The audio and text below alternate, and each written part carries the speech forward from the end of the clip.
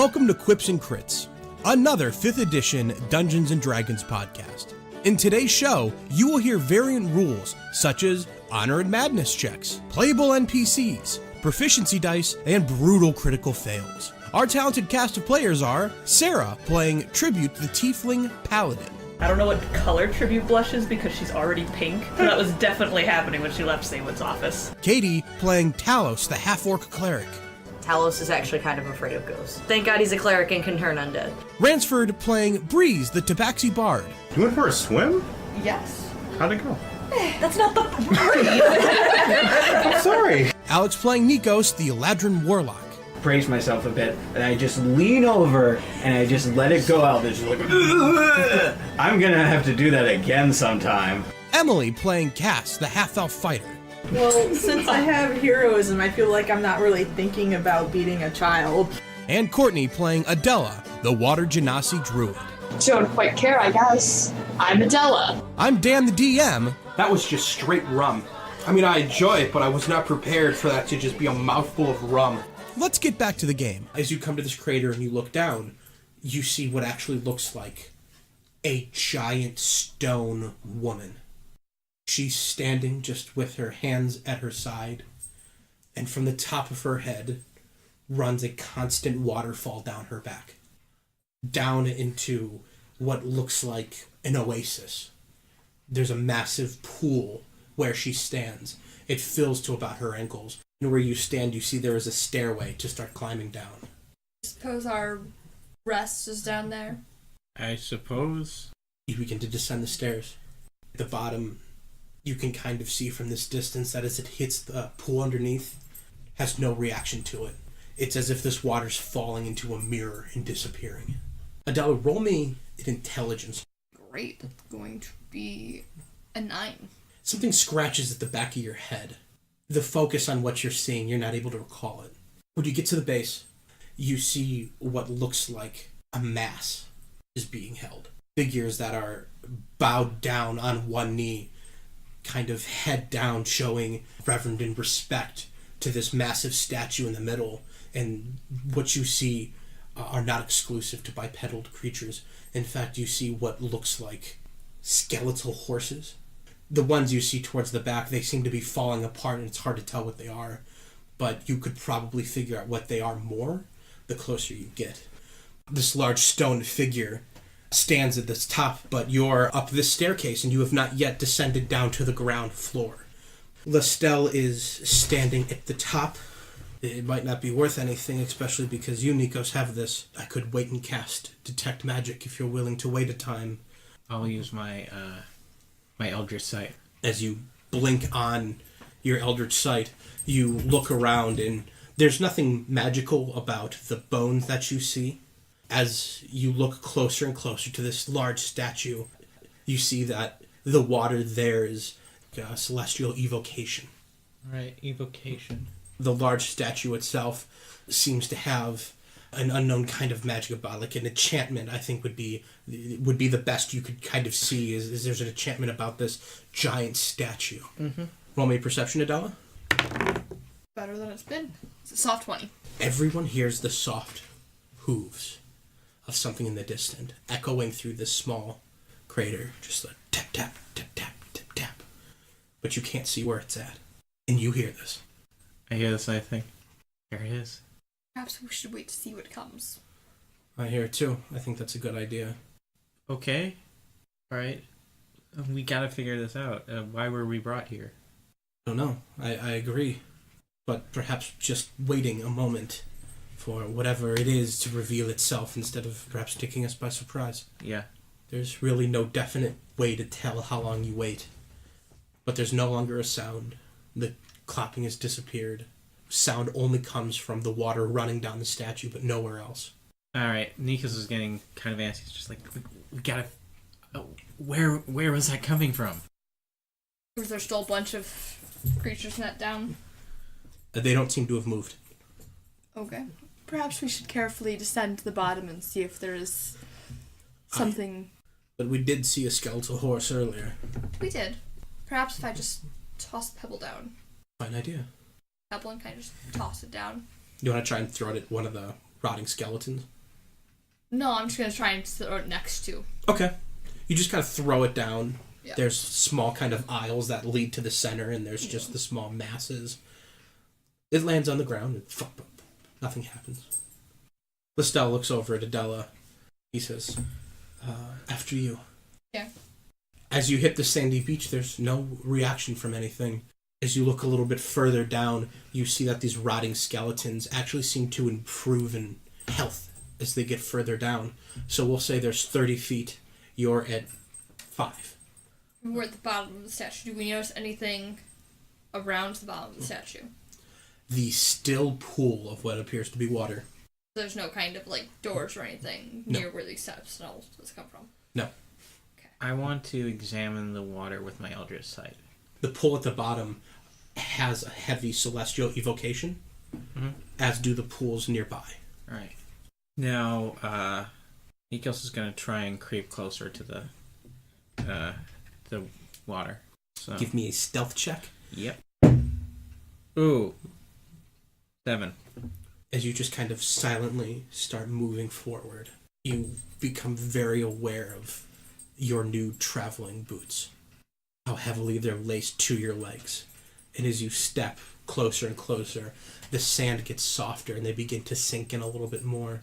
And as you move about 15 feet, you feel that your boots are starting to sink down, and it's kind of hard to pull them up, like pulling your shoe out of mud. You feel them pull tight against your calves. And as you do, you turn and you see a skeleton quickly reach up to grab you. What do you do? We had a short rest, right? Yes. I teleport 30 feet back. Lestel just kind of like jumps back, and Lestel says, What's wrong? One of them was gonna grab me. Lestel looks to Adella. I didn't see it. I did not either. What the hell is happening to me? Perhaps we should advance. Yeah. Stay by me. Alright. So as you begin to move up 15 feet, roll an investigation as you look down at these churchgoers. 14. 18. Walking forward, Nikos, I think we might have found what we were looking for, but we might be too late. And he just kind of points over, and you see that these horse-like figures have a large pointed bone on their head.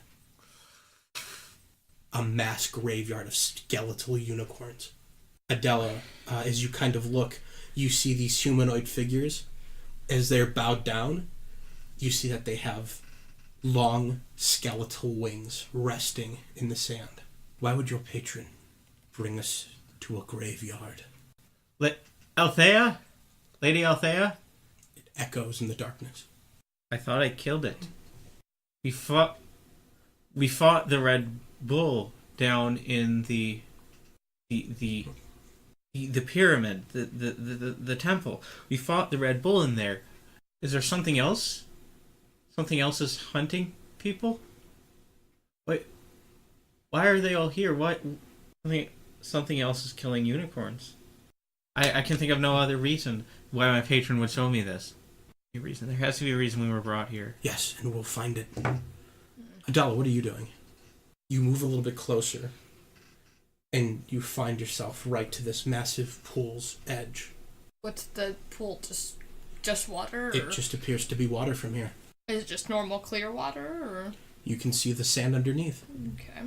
Can I kind of just try to use my shape water to just kind of move it, change the flow of it a little bit, just to see if anything happens when I the water a little bit?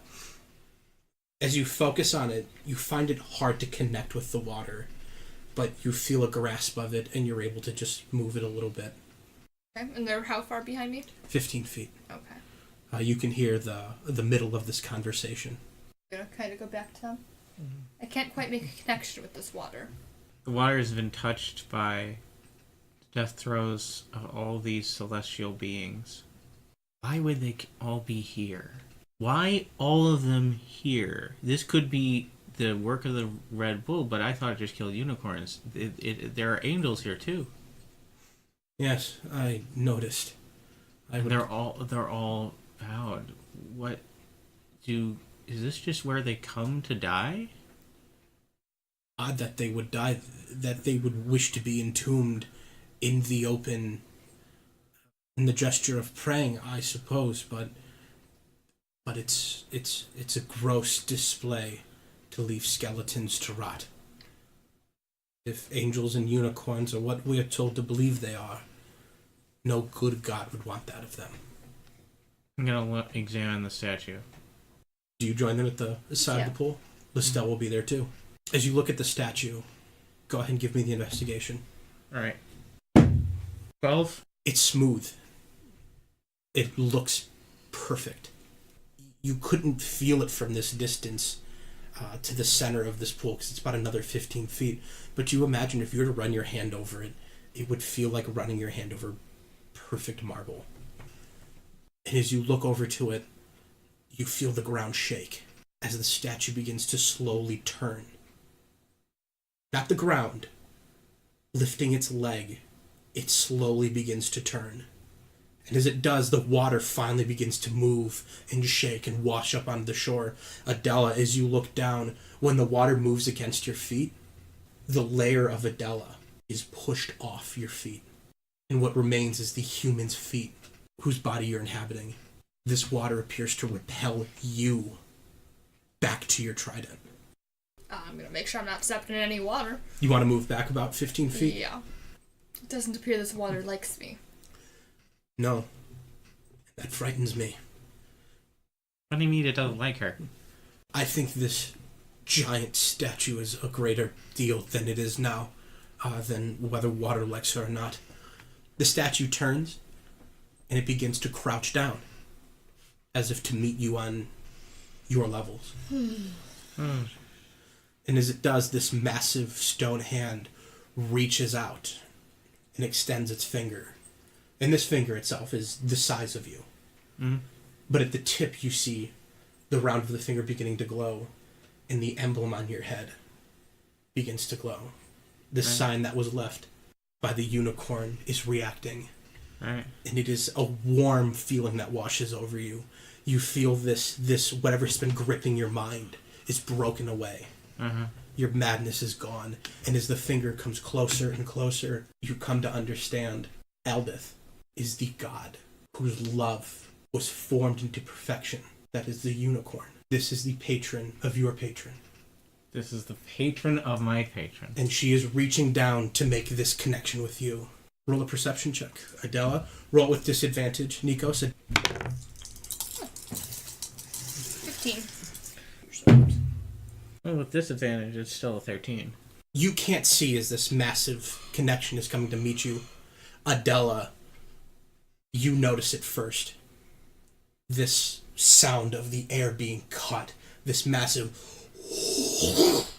something cutting through the air, and suddenly you hear stone break, and the water that had been pouring down the back of this massive creature, this white and blue water, turns red, and a bloody mist begins to fill the air around you. And as you look up, you see there is a massive stone axe buried deep into the back of this giant statue. Adella, I need a very, very high investigation. I need a minimum of 18. Okay. Don't you stare at me too. It's not gonna quite make it. It's gonna make it to a 13. There is this lit figure that stood this same height behind it. And from this perspective, you just seen the axe get buried, and as you try to see what was behind it, all you see are storm clouds break away. And as you look at this axe, there is something deeply personal and familiar about it. You can't place it, but you know the axe. You know it very well. But you can't place it now. It's in the back of your head, a voice screaming that you can't respond. The finger stops glowing, and it drops into the water. This potential connection broken. And as you look, the gray starts to fill your body. You feel coldness come across your chest, and you hear a voice call out, "So, this is Althea's champion." Leaping off the back, landing in the water, the only living unicorn. Black hair and silvery mane, burning red eyes.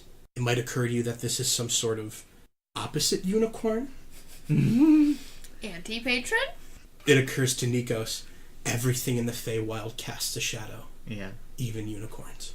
Even unicorns. I am Althor.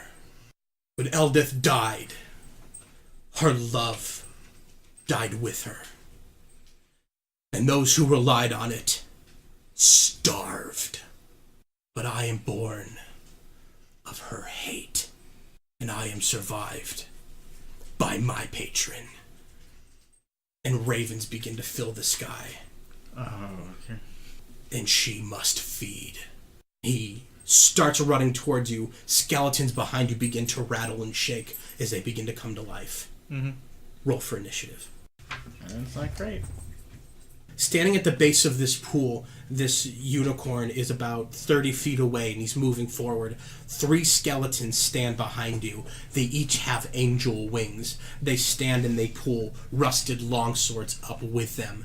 They stumble forward barely together. The battlefield is a deep red with blood. All of the pools around you that once gave off that celestial evocation, they're filling with this red blood, and that magic is drowned out. And as this creature comes bolting forward, coming very quickly is a skeleton behind Adella, looking to make his attack.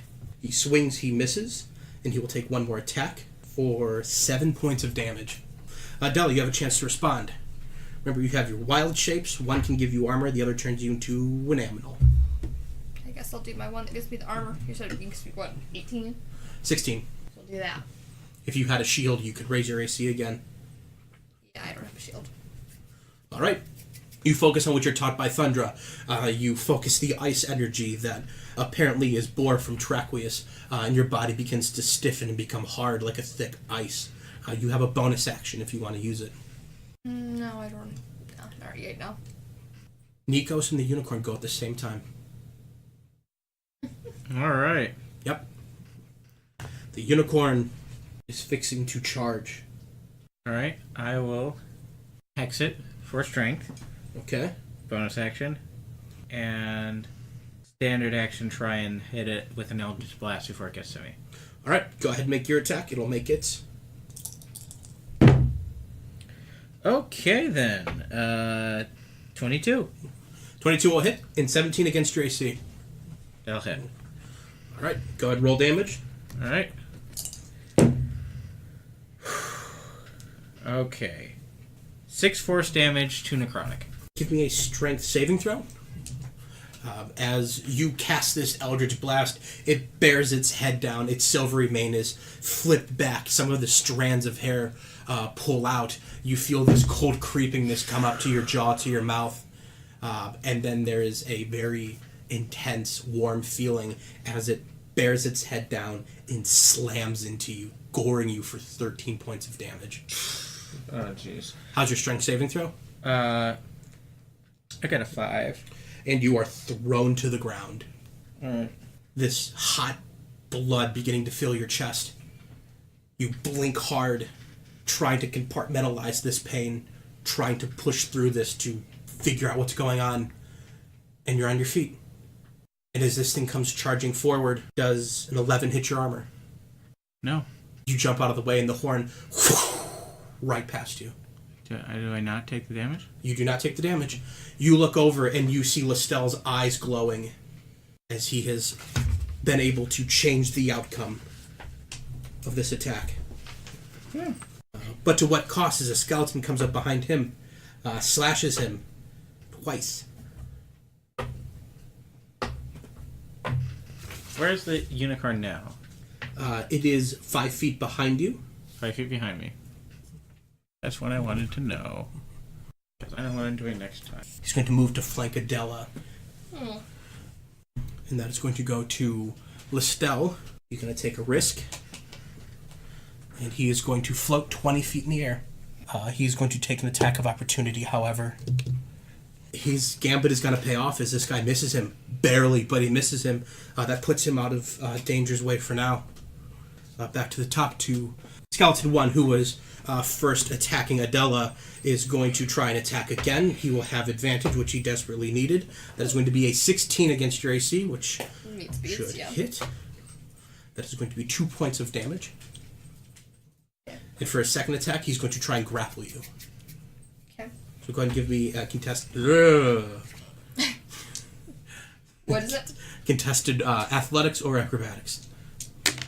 15. He's going to be able to wrap his arms around you, holding you still. And that is going to go to you, Adella. Okay. Question. Yes. Can I Misty Step out of it? Yes. Alright. You can Misty Step 30 feet away. Okay. So as he's hugging you, you grip your staff and you just turn to water and splash on the ground, and the water just turns to mist and reappears somewhere else. Yeah. I believe Misty Step is a bonus action. It is. To which I am then going... Yeah, he's 25 feet in the air. I'm gonna Ice Knife the number 1.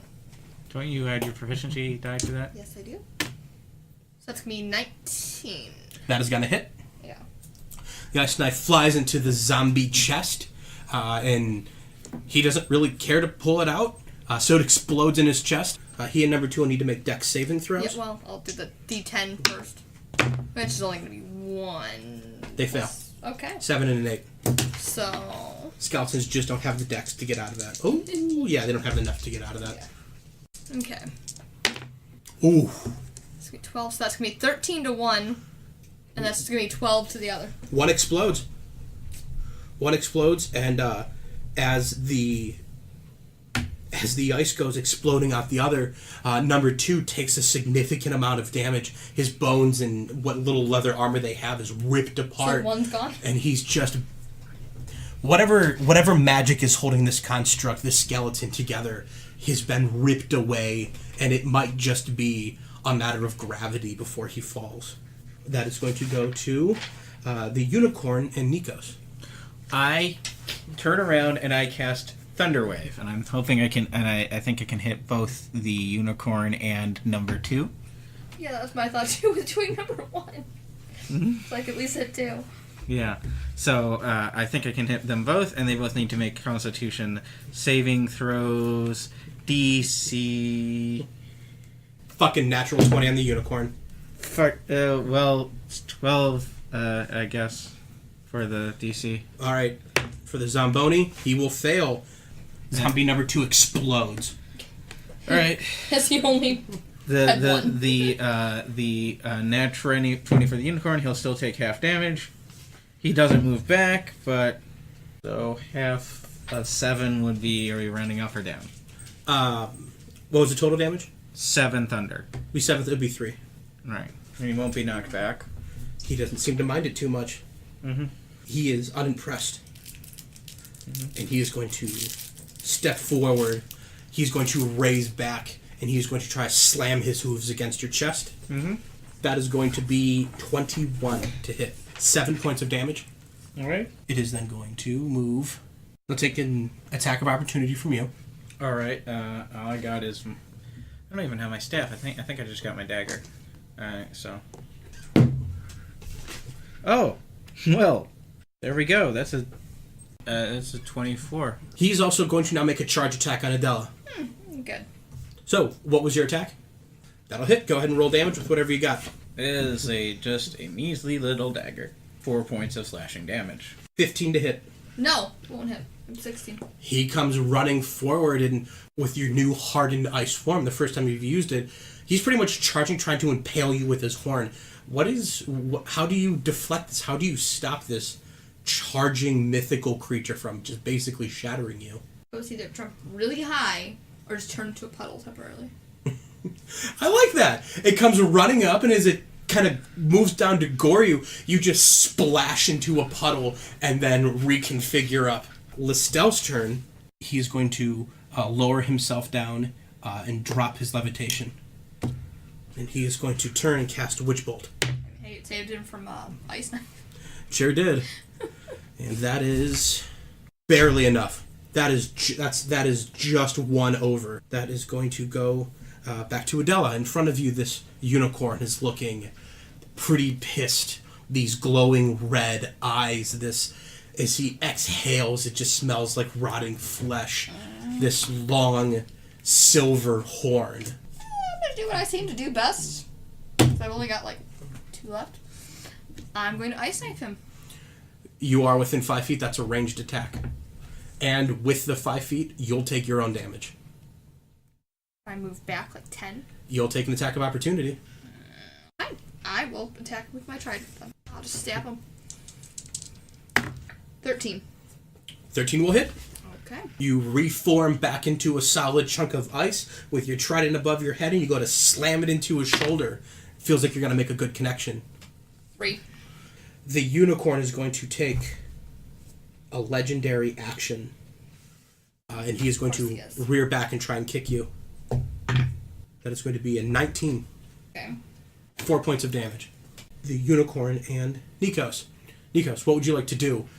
All right. So the thing I did, I've already hexed it. Right. I have got literally one last spell slot, and it's going to be a guiding bolt. This is going to be me using my warlock's power to not only hit it, but make it easier to hit. Because here's the thing, guiding bolt, because it uses an attack spell, hex goes on top of it. I am about to do something that is rarely you see in D&D and do necrotic and radiant damage at the same time. Roll at disadvantage as he teleports away. Alright. Totally cool with that. Behind Lestel, huh? Behind Lestel. Well, the disadvantage is still at 18. Roll damage. 13 radiant damage. Oof. And 5 necrotic. 18. 18 altogether, yeah. 18 altogether. Oh, yeah, and the next person to attack him before the end of my next turn gets advantage. Realizing really the depth of what you just did, he is going to try and really put down the competition. That is going to be a 17 against Lestel. And a... Well, the good news is Lestel has barely any armor at all, and a 13, which will hit him. It's So just... this is the same turn, right? Yes. Alright, so... Oh, he can actually only make the one attack. Oh. With a legendary action. The legendary action is on the end of somebody else's turn. The end of yours. What do you think of that, smart guy?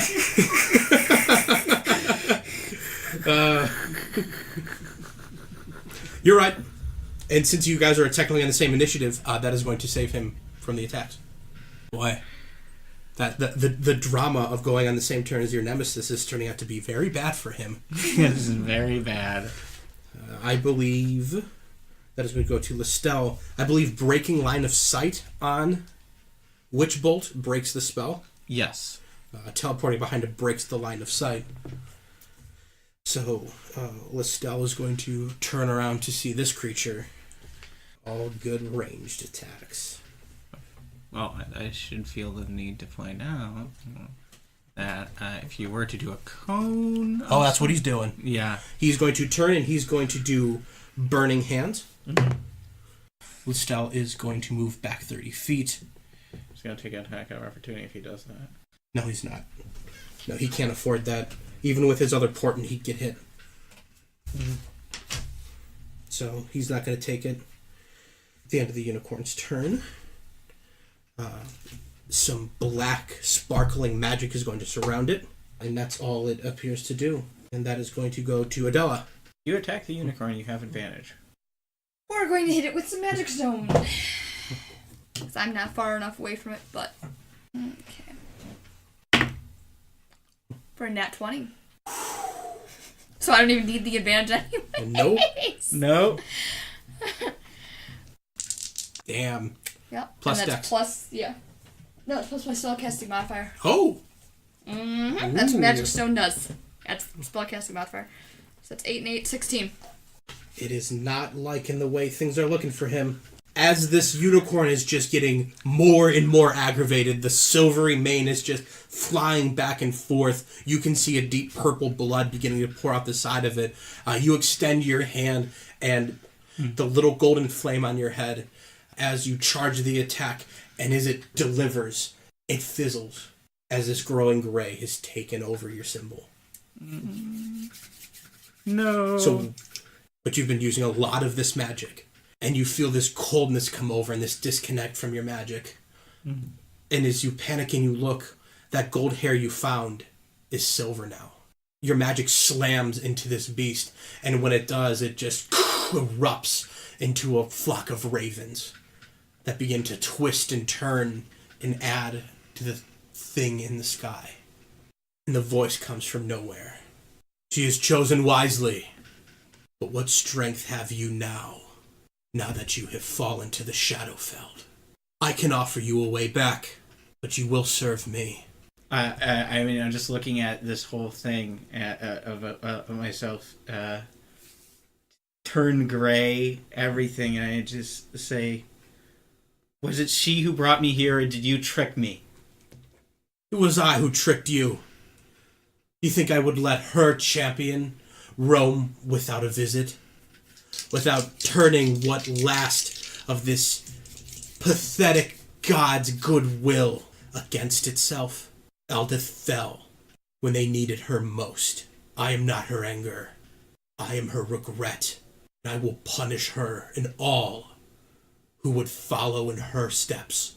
And Nikos is just going to say, what's the good of regret if you can't at least try and live up to what the memory of Eldith would have been?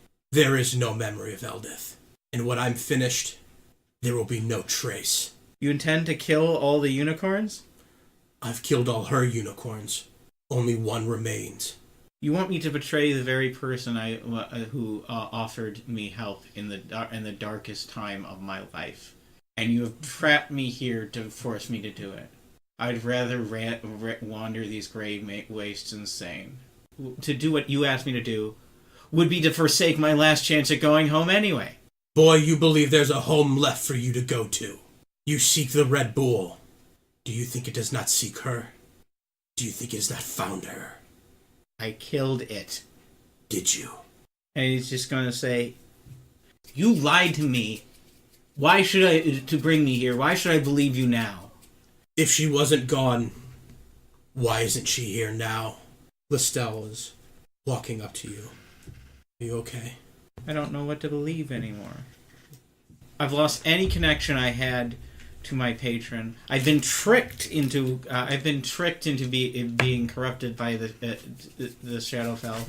I've tricked us all here and possibly stranded us forever. And the only way to go home is to betray the one person who showed me. Stop! Don't do this. This is what he wants. Nikos, you need to have faith. You need to have faith in Althea. You need to have faith in what she told you. And he looks over to Adella and he waves you nearby. Okay. Go over there. He extends his hand for a rock. Okay. He places it in your hand. Nikos, the thing that has always kept me in every library, from every piece of trash thrown on me, and every terrible comment and slang that has ever been thrown at my feet for something that I had no control of, was faith that there will be a better day for people like me. I'm too old to make that change now, but there are people out there, like Tribute, who can change people's minds. There's people out there like you who have come from a place that no one would believe would still exist. There's faith in me because of people like you. You cannot lose this faith. He puts his hand over your shoulder. I turn around. There's nothing there. I close my eyes and I focus on the stone. You can feel Adella's magic radiating from it. I feel Adella's magic radiating from it. Althea would never let me walk into this place if there was not a way to go back. All right. Well, I'm going to sit on the ground and I'm going to hold that palm of my hand. I'm just going to say, Althea, I know you would never abandon me. You made that bargain because you saw something in me, something that was not just that spoiled rich kid who did a stupid prank and got punished for it. I'm going to believe in that part of myself right now. I'm going to hope that in some way you're going to show me which direction to go. And then I'm gonna chuck the rock at the unkindness of ravens in the sky. Make an attack roll. Alright, so with proficiency, that is a 19. You look up, you throw that rock as it goes hurling up into the sky as this massive torrent of ravens spill over back and forth. The rock flies up and then loses velocity and begins to fall. Make one more attack roll. 9. The rock lands in the sand. And there's a disappointment. But Lestel pats your shoulder. He says, Faith, boy. When you look up, his eyes are glowing white, and you hear, oh, shit! And you look over, and the unicorn becomes visible. The rock has flown up, and then fallen flat onto his head, dealing that last point of damage, rendering him unconscious.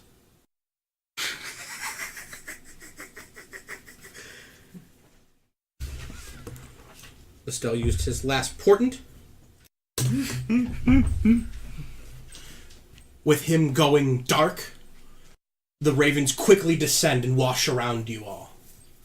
And as the flapping comes over and over and over, it almost feels like claws are scraping against you. You hear a small voice of Cass. Thank you. And you reappear, middle of the night, just outside the library. I look down at myself. You're fine. Perfectly fine.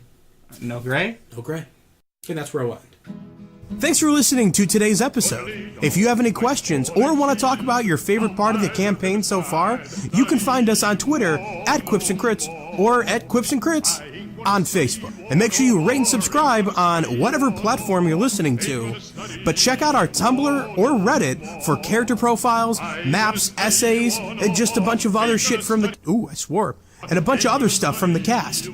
Today's music is brought to you by Leon Lischner and friends, and Dennis Murphy's Polka. Links in description. Long white road, down by the riverside, down by the riverside, down by the riverside.